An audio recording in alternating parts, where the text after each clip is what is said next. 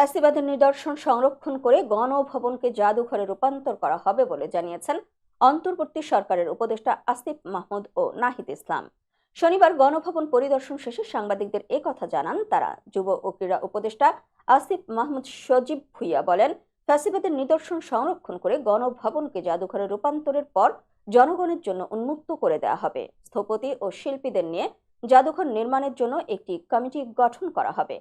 এদিকে তথ্য সম্প্রচার মন্ত্রণালয়ের উপদেষ্টা নাহিদ ইসলাম বলেন, জনগণই যে ক্ষমতার আসল মালিক সেটা উপস্থাপনের জন্যই এ জাদুঘর নির্মাণের পরিকল্পনা করা হয়েছে।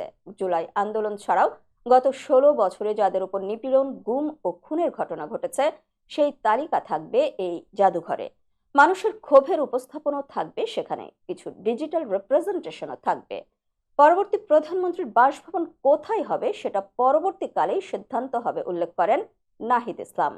তিনি আরও জানান, গণ অভ্যুত্থানের শহীদদের তালিকা প্রায় শেষ দিকে। এ মাসে শহীদ পরিবারদের নিয়ে স্মরণ সভা করা হবে, সেখানে তালিকা ঘোষণা করা হবে, তাদেরকে আর্থিক সহায়তা দেয়া হবে। গত বৃহস্পতিবার অন্তর্বর্তী সরকারের উপদেষ্টা পরিষদের সভায় সিদ্ধান্ত হয় গণভবনকে জুলাই গণ অভ্যুত্থান স্মৃতি জাদুঘরে রূপান্তর করার। এরই ধারাবাহিকতায় শনিবার শেরেবাংলা নগরে সাবেক প্রধানমন্ত্রীর বাসভবন পরিদর্শনে আসেন 3 উপদেষ্টা আদিলুর রহমান, আসিফ মাহমুদ ও নাহিদ ইসলাম।